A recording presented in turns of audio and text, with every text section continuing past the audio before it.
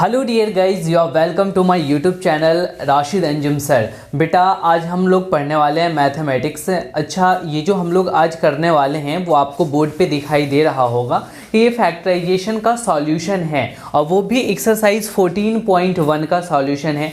हमने आपको क्लास 8 के फैक्टराइजेशन के इस वाले एक्सरसाइज को बनाने के लिए जो भी इंट्रोडक्शन की ज़रूरत थी वो मैंने आपको बताया था। ठीक है, अगर आपने उन चीज़ों को नहीं देखा है तो डिस्क्रिप्शन बॉक्स में लिंक दिया हुआ है, अभी भी जाकर के पहले आप उसे देख लें, उसके बाद आप इस वाले वीडियो को देखेंगे तो आपको फ़ायदा होगा। और एक्चुअली इस वाले वीडियो में हमने उन सारे एक्सरसाइज के सभी क्वेश्चंस को बताया है जो आपको ऐसा लग रहा है कि हमसे नहीं बन पा रहा है, वो अभी सबके सब यहाँ से क्लियर होने वाले हैं, क्योंकि हम इस एक्सरसाइज के सभी क्वेश्चंस को सॉल्व करने वाले हैं। ठीक है, और अगर आपने पिछले इंट्रोडक्शन वाले जो वीडियोस थे उसको देख लिया है और उसकी नोट्स तैयार नहीं किया है तो सबसे पहले मैं ये कहूँगा कि पहले जा करके आप नोट्स को तैयार करें, क्योंकि जब भी आप रिवीजन करोगे तो नोट्स आपके लिए फ़ायदेमंद साबित होगा। तो चलो हम इस वाले जो सॉल्यूशन का लेक्चर है इसको हम लोग शुरू करते हैं।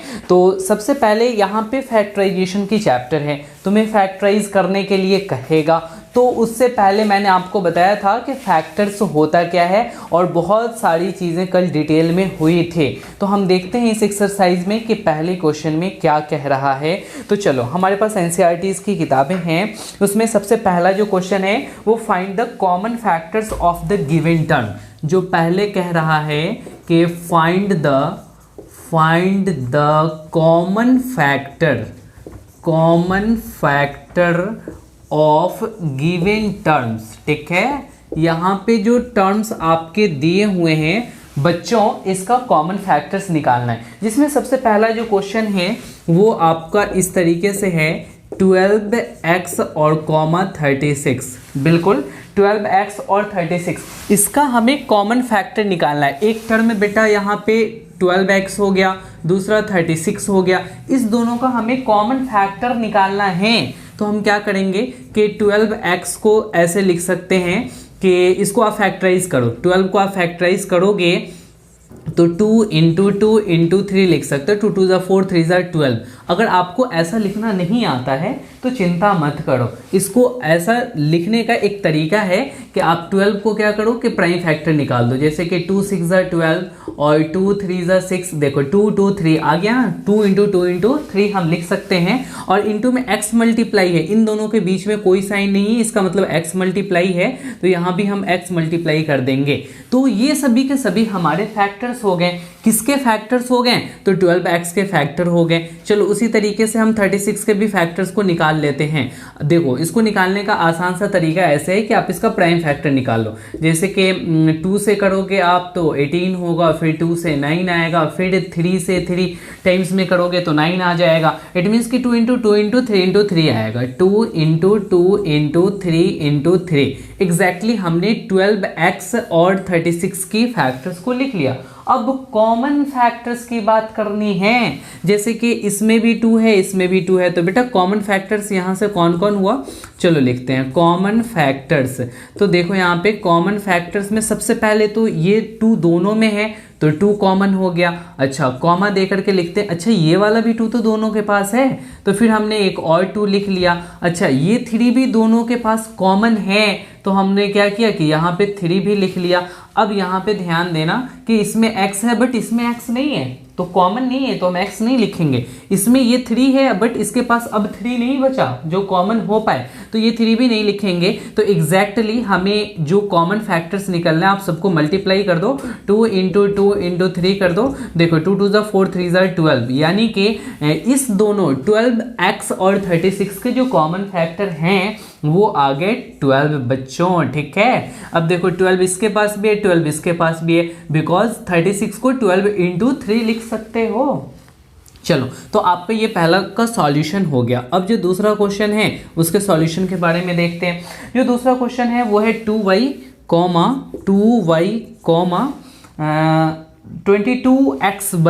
22xy। देखो बड़ा आसान सा है। उसी तरीके से आपको क्या लिखना है 2y। अब आपको इसको फैक्टर में ब्रेक करना है, तो 2 इंटू वाई कह लोगे, बड़ा आसान सा है। इसको 22xy को चलो फैक्टर में बदलते हैं, तो आप इसको कैसे लिखोगे कि 2 इंटू 11 और xy को आप x इंटू वाई कर लो। देखो यहाँ पे 22 के बीच में और x के 22 और x के बीच में कोई साइन नहीं है ना, यहाँ पे ध्यान दो, यहाँ पे तो मल्टीप्लाई का साइन है। उसी तरीके से x y के बीच में भी मल्टीप्लाई है। अब तुम ये ना कहने लगना कि सर यहाँ पे 2 और 2 के बीच में भी तो कोई साइन नहीं है तो मल्टीप्लाई होगा, बिल्कुल नहीं बेटा, ये डिजिट हैं, ठीक है। ये 2 और 2 अलग अलग डिजिट हैं जिससे 22 बन रहा है, तो 22 के बीच में कोई मल्टीप्लाई का साइन नहीं है, तो 11 2 22 और एक्स वाई आपने लिख लिया। अब हमें क्या करना है ना कि यहाँ पे कॉमन फैक्टर्स देखना है कि कॉमन फैक्टर कौन कौन हैं। तो चलो भैया देख लेते हैं, आप भी देखो मैं भी देखता हूँ। कॉमन फैक्टर्स इसके पास भी 2 है और इसके पास भी 2 है, तो एक एक सिंगल 2 तो दोनों के पास है तो हमने लिख लिया 2। उसके बाद y इसके पास है बट इसके पास है, बिल्कुल है सर, यहाँ भी y है यहाँ भी y है तो y भी कॉमन है। इसका मतलब क्या हो गया कि 2 इंटू वाई कर लो, यानी कि 2y इसके कॉमन फैक्टर्स हो गए। बड़ा आसान है, तुम्हें अगर कॉमन फैक्टर निकालना है, चाहे आपको जिसका भी कॉमन फैक्टर निकालने के लिए बोले आप निकाल सकते हो। चलो हम इरेज करते हैं, आगे बढ़ते हैं। ये 2 नंबर का सॉल्यूशन हो गया, अब 3 की तरफ बढ़ते हैं, ठीक है। अब देखो 3 नंबर क्वेश्चन आपके सामने आने वाला है। सबसे पहले वीडियो पॉज करो और तुम उसको सॉल्व करो, ठीक है। अगर आपने नहीं किया है तो, कर लिया है तो बहुत बढ़िया, गुड एंड वेल। अगर नहीं किया है तो सबसे पहले तुम बनाओ, उसके बाद फिर मेरे सॉल्यूशन को देखना। ये देखो 3 नंबर में है 14PQ और कॉमा 28 P² अब इन दोनों के हमें फैक्टर्स निकालने हैं, वो भी कैसे, तो कॉमन वाले, ठीक है। तो अब यहाँ पे क्या करते हैं कि इस 14PQ को ब्रेक कर लेते हैं फैक्टर्स में। 14 को 2 इंटू 7 लिखोगे। अब तो तुम्हें इतना आना चाहिए कि इसको फैक्टर में कैसे नंबर को कन्वर्ट करते हैं, ठीक है। PQ को आप ऐसे लिख लो, P इंटू क्यू लिख लो। उसी तरीके से 28P² को कैसे लिखा जा सकता है, ध्यान देना बच्चों। 28 को 2 इंटू 7 लिख सकते हो। देखो 2 2 जा 4 और 4 7 जा 28। और तुम्हें अगर नहीं आती है इसको ब्रेक करना, तो मैंने आपको बड़ा आसान सा तरीका बताया है कि इस 28 का प्राइम फैक्टर निकालो। 2 से 14 टाइम्स में हो जाएगा, 2 से 7 टाइम्स में होगा। देखो फटाफट मैंने कर लिया। अच्छा यहाँ P² है, P² का मतलब क्या हो गया कि P को डबल टाइम मल्टीप्लाई करने, यानी कि P इंटू P² आ जाएगा। और Q² का मतलब क्या हो गया, Q इंटू Q हो गया। अब इन दोनों में से मुझे कॉमन फैक्टर्स निकालने हैं, तो चलो हम फटाफट से कॉमन फैक्टर्स निकाल लेते हैं। अब कॉमन फैक्टर्स में ये वाला 2 तो यहाँ भी है, यहाँ भी, यानी कि एक 2 तो कॉमन हो गया। फिर आपको देखो कि यहाँ भी 7 है तो 7 भी कॉमन हो गया। इसके पास P है, इसके पास तो डबल P है, तो एक एक P तो दोनों के पास हो जाएगा ना, तो यहाँ पे ये P कॉमन हो गया। और इसके पास भी Q है और इसके पास भी Q है। इट मीन्स कि ये सभी के सभी कॉमन फैक्टर्स हैं। तो आप क्या करो, इन सबको मल्टीप्लाई कर लो, 2 into 7 into P into Q कर लो। अब देखो 2 7 14 एंड PQ आ जाएगा। ये हो गया आपके कॉमन फैक्टर्स इसके। अब चलो 4 नंबर ले लेते हैं। 4 number 2x 3x² 2x 3x² 4, ठीक है। इस तरीके से अब यहाँ 3 टर्म्स आ चुके हैं। 3 टर्म के आपको निकालने हैं फैक्टर्स, वो भी कॉमन फैक्टर्स निकालने हैं। फटाफट से वैसे ही करो, जैसे कि 2x को आपने कन्वर्ट कर दिया 2 इंटू एक्स में, उसी तरीके से 3x² को आपने 3 इंटू x में बदल दिया, एंड 4 को आपने क्या किया 2 इंटू 2 कर लिया। तो बेटा तीनों में अब कॉमन चेक करेंगे, किसी 2 से काम नहीं चलेगा, क्योंकि हमारे यहाँ पे 3 टर्म्स हैं। देखो यहाँ 1 2 3 यानी 3 टर्म्स हैं, तो तीनों के हमें कॉमन निकालने पड़ेंगे ना। तो चलो भैया यहाँ पे 2 है बट इसमें 2 नहीं है, बड़ी दुख की बात है। तो ये 2 आपका कॉमन फैक्टर में नहीं होगा। बट देखो यहाँ पे कि यहाँ पे x है, यहाँ पे x है, बट इसमें x नहीं है। लो भैया यहाँ पे x भी कॉमन नहीं हुआ, तो अब सर इसमें कोई ऐसा यहाँ पे फैक्टर है ही नहीं जो तीनों में कॉमन है। तो फॉर योर काइंड इंफॉर्मेशन, मैंने आपको कल बताया था कि देखो फैक्टर जब आप निकालने चलोगे तो कोई भी वेरिएबल हो, कोई भी नंबर्स हो, उसका फैक्टर 1 ज़रूर होता है। तो बड़ी खुशी की बात है कि आप इसके साथ 1 मल्टीप्लाई कर दो, कोई फ़र्क नहीं पड़ने वाला, क्योंकि 1 तो इसका फैक्टर होगा, इसके भी 1 फैक्टर होंगे और इसके भी 1 फैक्टर होंगे। तो तीनों में कॉमन क्या आ गया? 1 आ गया, है ना। तो जब 1 आ गया तो आप यहाँ पे कह सकते हो कि जो कॉमन फैक्टर हो जाएंगे वो होंगे 1। हालांकि दिख नहीं रहा था, कोई भी चीज़ कॉमन नहीं दिख रहा था, बट 1 कॉमन दिखा, सब में 1 होगा। 1 आपको हमेशा याद रखना है कि 1 is the factor of every numbers, ठीक है। तो चलो इसको फटाफट से नोट डाउन करो, फिर मैं आगे की जो क्वेश्चंस हैं, 4 क्वेश्चंस तो हो चुके हैं, तो फिर आगे के क्वेश्चन को मैं बताता हूँ, ठीक है। चलो मैं अब इसे इरेज करता हूँ। उसके बाद में 4 के बाद जो 5वां क्वेश्चन है उसको देखता हूँ कि उसमें कैसा क्वेश्चन दिया हुआ है आपको सॉल्व करने के लिए। 5वां क्वेश्चन भी ठीक वैसे ही है, बड़ा आसान सा है, तुम कर सकते हो। जैसे देखो यहाँ पे 5वां, एक मैं 5 नंबर करा देता हूँ। 5 नंबर में कह रहा है कि 6abc कॉमा 24ab स्क्वायर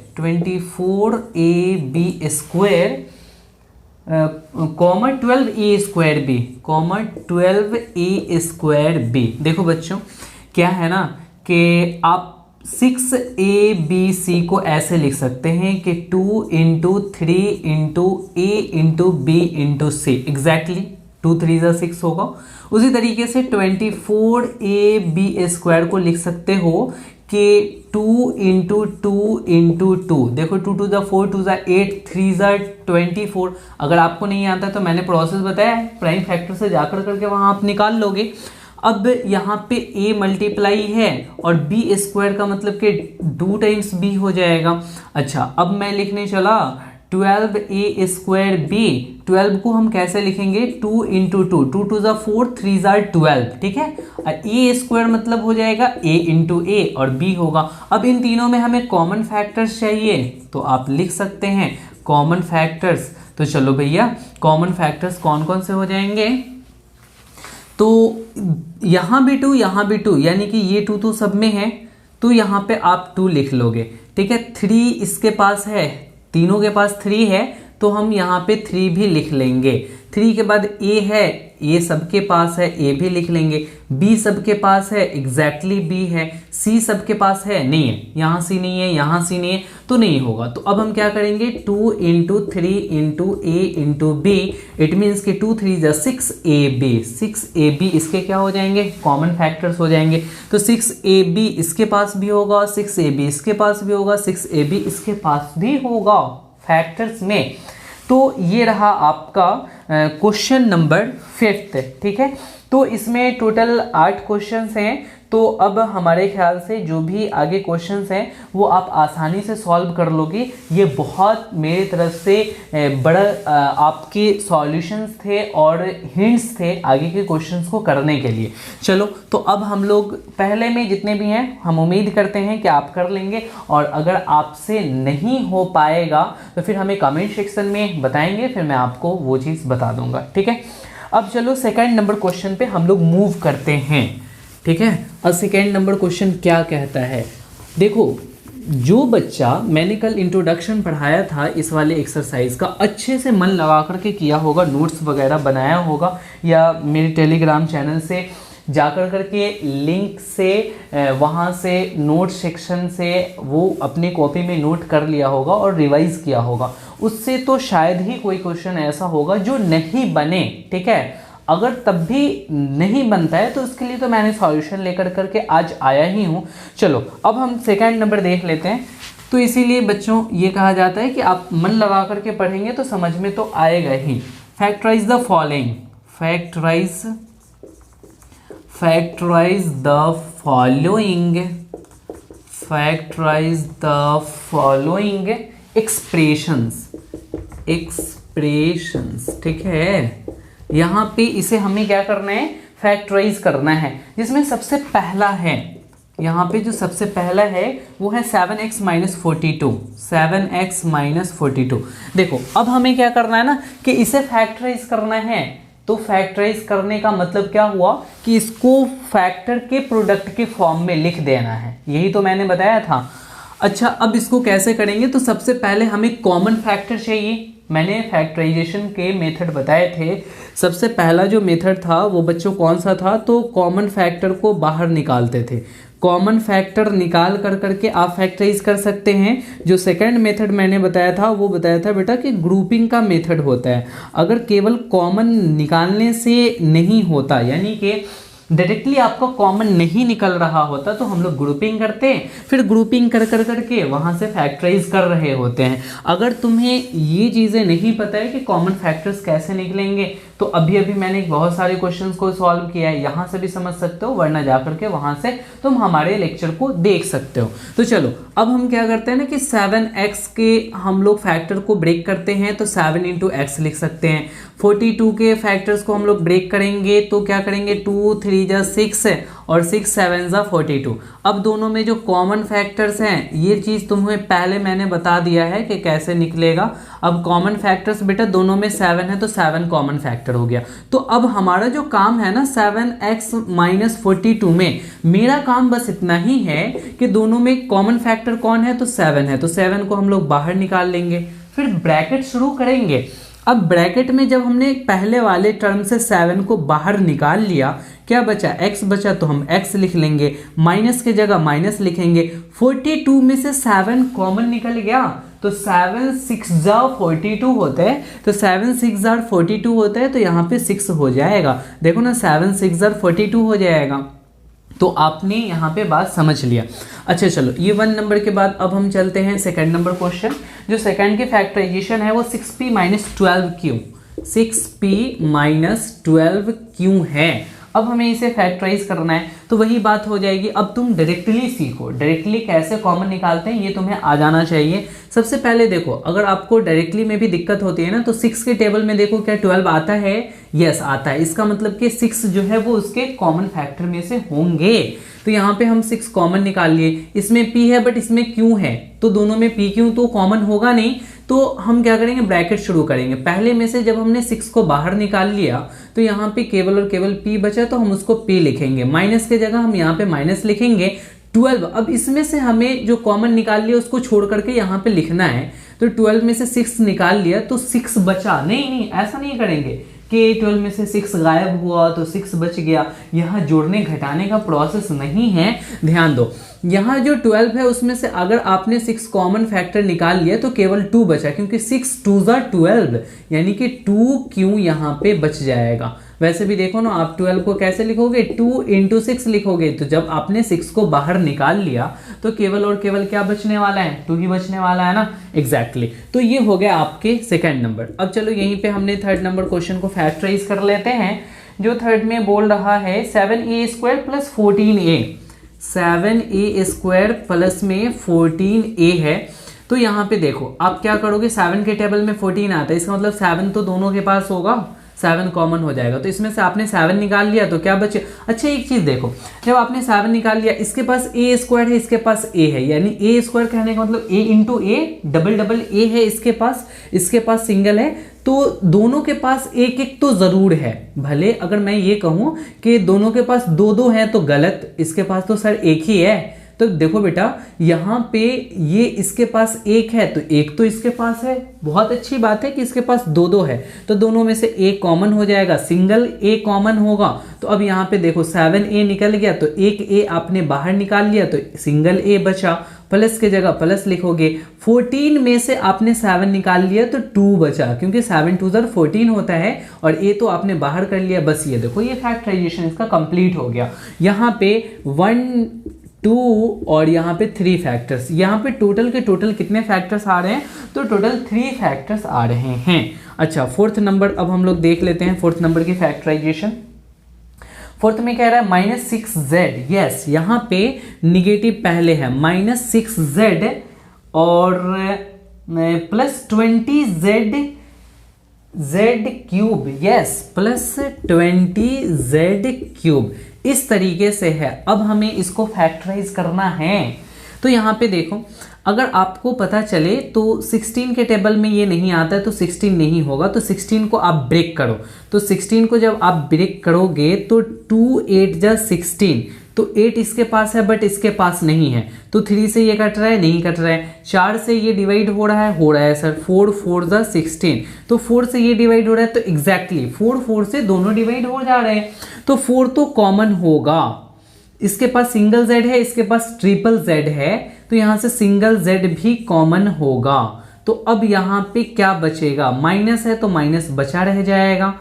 अब देखो 16 में से 4 आपने निकाल लिया, तो 4 4 जा 16, यानी 4 बचा रह गया। जेड को तो आपने बाहर निकाल लिया, चलो प्लस के जगह हम प्लस लिखेंगे। और 20 जेड क्यूब में से 4 मैंने निकाल लिया, तो 4 5 जा 20, इसीलिए यहाँ पे 5 बचेगा। जेड क्यूब में से आपने सिंगल जेड निकाल लिया है, इसीलिए जेड स्क्वायर हो जाएगा। तो एग्जैक्टली इसकी फैक्टराइजेशन यही होगी। लेकिन होता है क्या ना कि पहले हम लोग पॉजिटिव वाले को लिखना पसंद करते हैं, यानी लिखने का एक स्टैंडर्ड तरीका है। तो 4z के जगह आप 4z लिखेंगे, और यहाँ पे 5z स्क्वायर को पहले कर लिए और माइनस में 4 ले गए, ठीक है। तो ये हो गया बेटा, ये तो हमने रफ किया है आपको समझाने के लिए। तो 4z और इंटू 5z स्क्वायर माइनस 4, ये आपका फैक्टराइजेशन हो गया, ठीक है। तो आप फटाफट से इसे नोट डाउन करें, फिर मैं आपको आगे की तरफ ले चलता हूँ।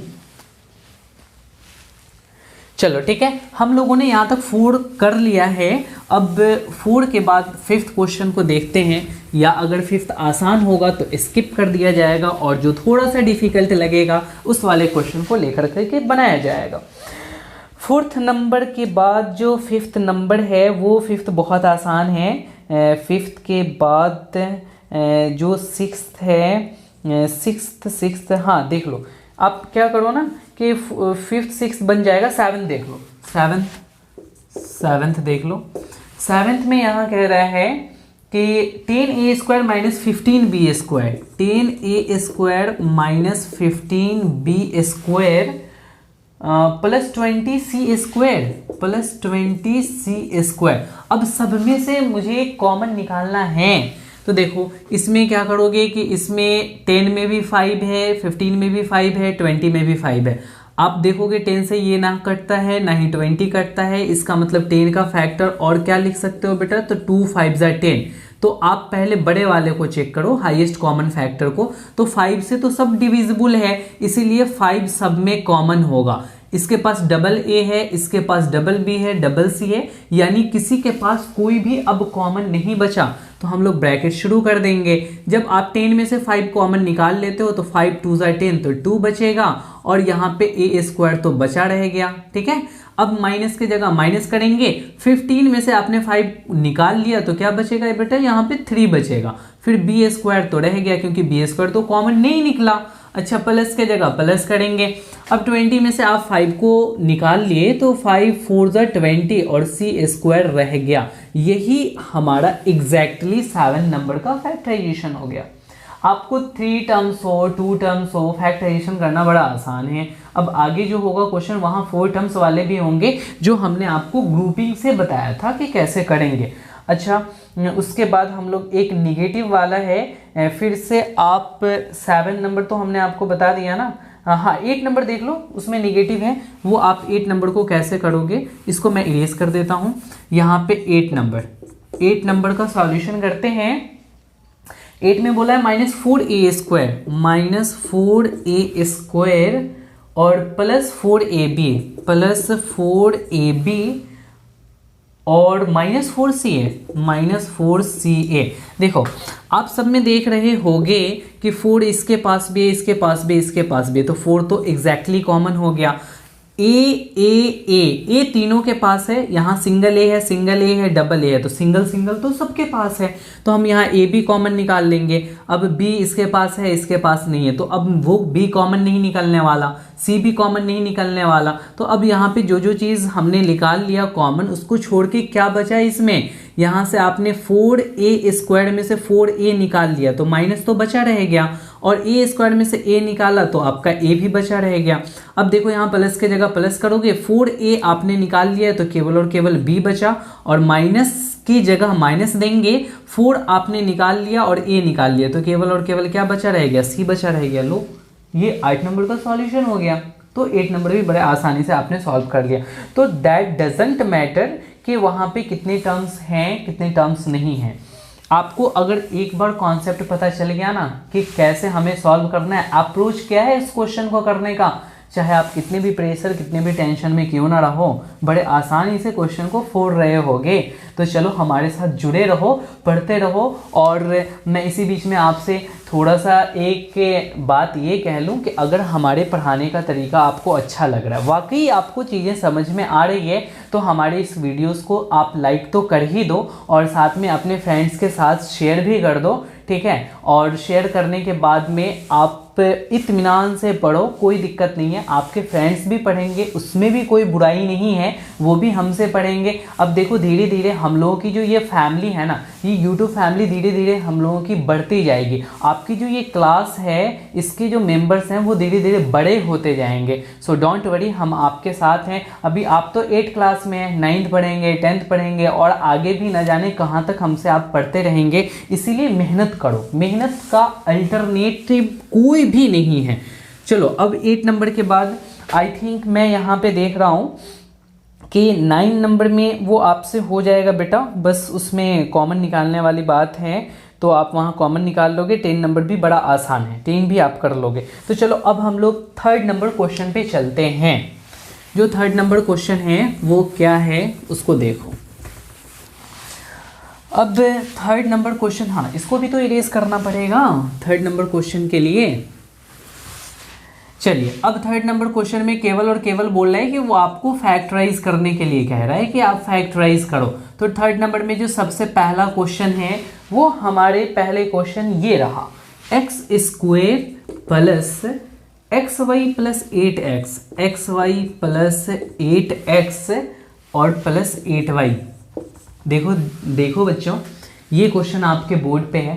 क्वेश्चन होना तो ये चाहिए कि पहले आप पॉज कर करके सॉल्व कर लो, और नहीं सॉल्व हो तब देखो, लेकिन कोई नहीं, अगर आप देखना चाहते तो यहाँ से देख लो, बड़ा आसानी से हो जाएगा। यहाँ पे 1 2 3 4, यहाँ पे 4 टर्म्स हैं तो हमें ग्रुपिंग करनी पड़ेगी। मैंने कल बताया था कि अगर 4 टर्म हो तो ग्रुपिंग करना पड़ेगा। तो हम पहले इस दोनों का कर लेते हैं, इस दोनों का, इसलिए क्योंकि इसमें x कॉमन है, यहाँ 8 कॉमन है, तो कुछ कुछ हमें कॉमन दिख रहा है तो ग्रुपिंग किया जा सकता है कॉमन वालों के साथ। जिसके साथ अगर कॉमन नहीं निकल रहा है तो वहां हम ग्रुपिंग करने से बचेंगे।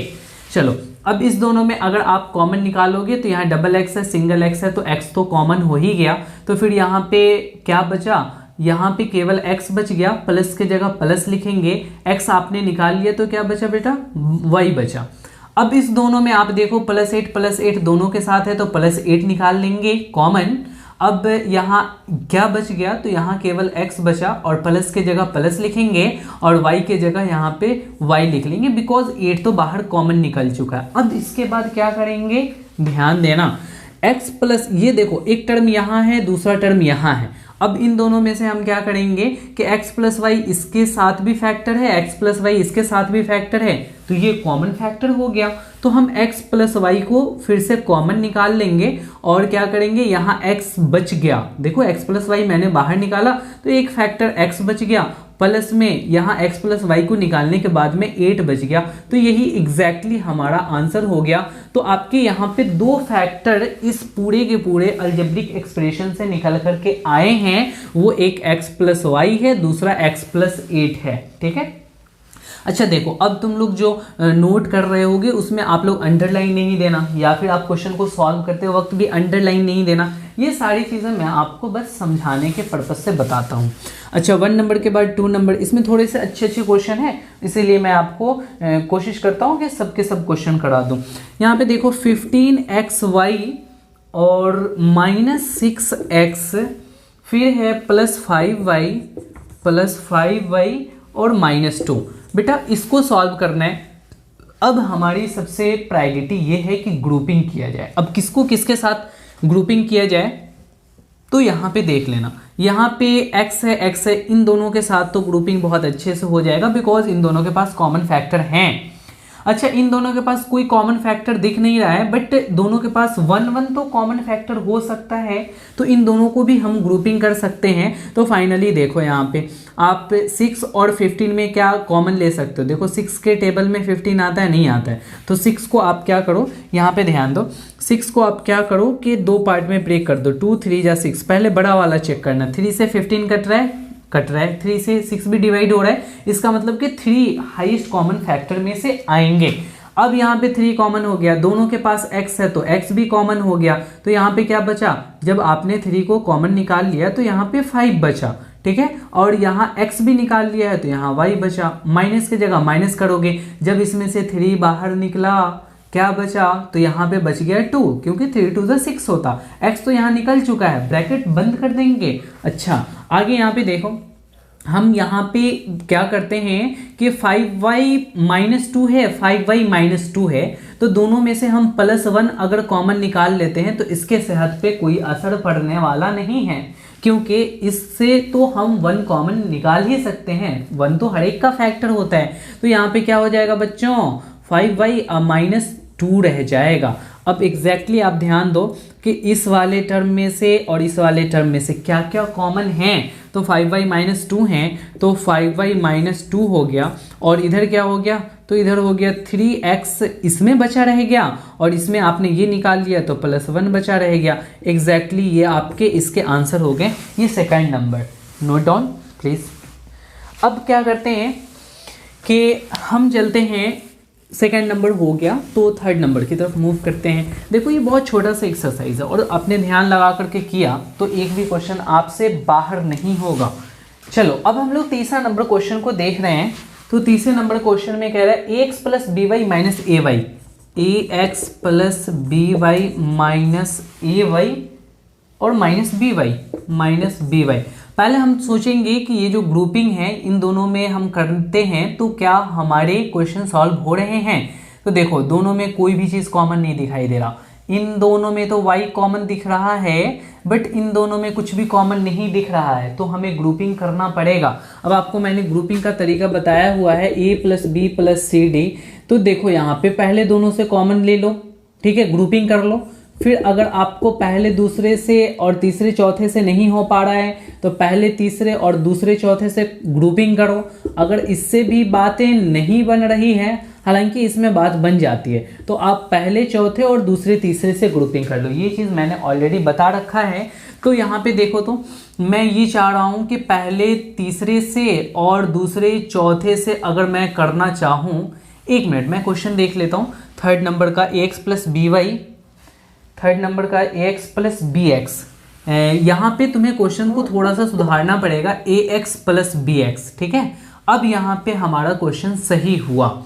अब यहाँ पे देखो मैंने क्वेश्चन ही गलत लिख लिया था, तो इसीलिए थोड़ा सा ग्रुपिंग में भी टेंशन हो रहा था। अब यहाँ पे देखो इन दोनों में भी कॉमन है, इन दोनों में भी y कॉमन है, इन दोनों में x कॉमन। अब तो बड़ा आसान हो गया। अब आप क्या करो, दोनों में से x कॉमन ले लो, इसमें क्या बचा a, प्लस में यहाँ क्या बच गया b, इन दोनों में माइनस है तो माइनस कॉमन ले लो, और दोनों के पास y है तो y भी ले लो। अब देखो माइनस तो ऑलरेडी आपने निकाल लिया, तो अब क्या बचेगा, प्लस में a बचेगा। माइनस ऑलरेडी आपने निकाल लिया तो यहाँ पे प्लस में b बचेगा, ठीक है। वैसे भी आप यहाँ देखो ना, -ay में आप इसको ऐसे लिख सकते हो कि a × -y। जब आप -y को बाहर निकाल लेते हैं कॉमन में तो +a बचा रह जाता है, वो जो बचा है उसको मैंने लिख लिया, कोई दिक्कत वाली बात नहीं। तो चलो अब हम क्या करते हैं, a + b दोनों जगह कॉमन है, तो a + b हमने कॉमन ले लिया। इसमें क्या बच गया, इसमें x बचा, और यहाँ पे क्या बचा, तो माइनस में y बच गया। तो यही आपका आंसर हो जाएगा कौन से क्वेश्चन का, तो थर्ड नंबर क्वेश्चन का। अब हम लोग फोर्थ नंबर क्वेश्चन को देखते हैं। फोर्थ नंबर में कह रहा है 15p। थोड़ा क्वेश्चन अच्छे से लिखते हैं क्योंकि गड़बड़ हो जाने से दिक्कत हो जाता है। प्लस में 15 दिया हुआ है और प्लस में 9 क्यों प्लस 25p, ठीक है। अब हमें यहाँ पे सबसे पहले चेक करना है कि क्या इन दोनों से कॉमन निकल रहे हैं, बट इन दोनों से कोई भी कॉमन नहीं है। यहाँ देखो, यहाँ 15 दोनों में है, तो जब 15 दोनों में है तो 15 यहाँ तो कॉमन निकल जाएगा, बट यहाँ पे कॉमन नहीं निकल पाएगा, तो हमें ग्रुपिंग करना पड़ेगा।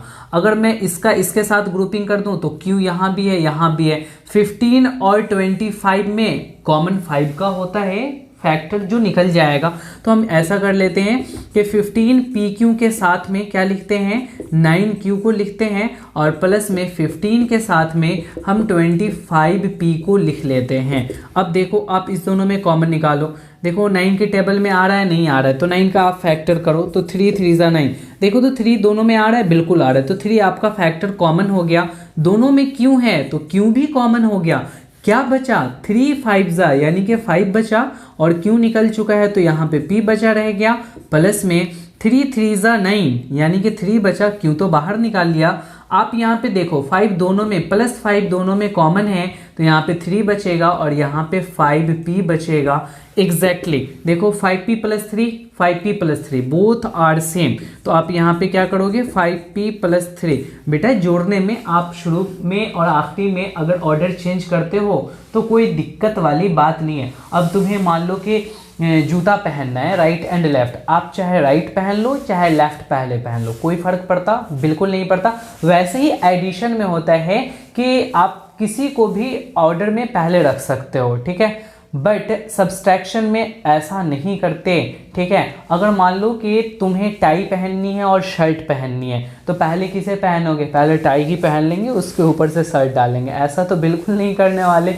तो हम पहले क्या करेंगे कि शर्ट पहनेंगे तब टाई लगाएंगे। तो वही बात है जहां हमें सब्सट्रैक्शन में ख्याल रखना पड़ता है एंड डिवीजन में, बट मल्टीप्लिकेशन एंड एडिशन में ऑर्डर का कोई ख्याल नहीं रखना पड़ता। तो अब देखो 5P प्लस 3 हमने कॉमन निकाल लिया, यहाँ क्या बचा 3Q प्लस 5 बच गया, तो एग्जैक्टली हमारा यही आंसर होगा।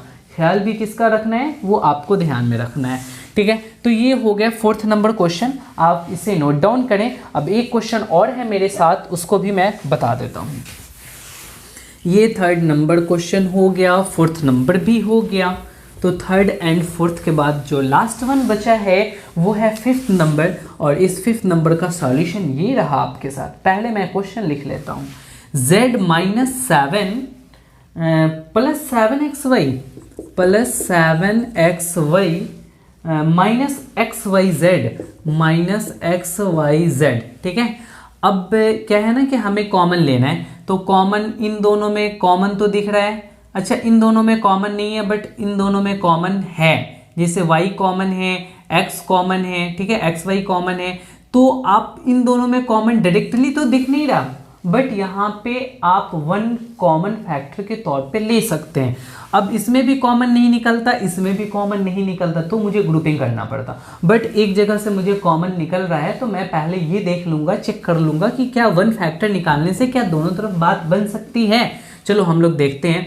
z माइनस 7 से हम लोगों ने क्या किया कि 1 कॉमन फैक्टर निकाल लिया, देखो 1 निकाल लेंगे तो z माइनस 7 ही रहेगा, प्लस अब यहाँ पे देखो, यहाँ पे क्या करना है कि 7 इसमें नहीं है बट एक्स वाई इसमें है और एक्स वाई इसमें है, तो हम एक्स वाई कॉमन निकाल लेंगे, तो एक्स वाई कॉमन निकालेंगे तो क्या बचेगा, यहाँ पे 7 बचेगा, और यहाँ पे आप देखना कि एक्स वाई हमने कॉमन निकाल लिया तो माइनस में z बचेगा। अब देखो सीक्वेंस उल्टा हो गया, z माइनस 7 हो गया, 7 माइनस z हो गया। तो इस तरीके के क्वेश्चंस को करने के लिए आपको क्या करना है ना, सीक्वेंस को सीधा करना है, तो आप माइनस कॉमन निकाल लो, जैसे कि 1 इंटू जेड माइनस 7 हो गया, तो अब यहाँ से माइनस को कॉमन निकालोगे तो माइनस प्लस माइनस हो जाएगा, एक्स वाई आप लिखेंगे, अब ये प्लस 7 माइनस 7 होगा और माइनस जेड प्लस जेड में बदल जाएगा।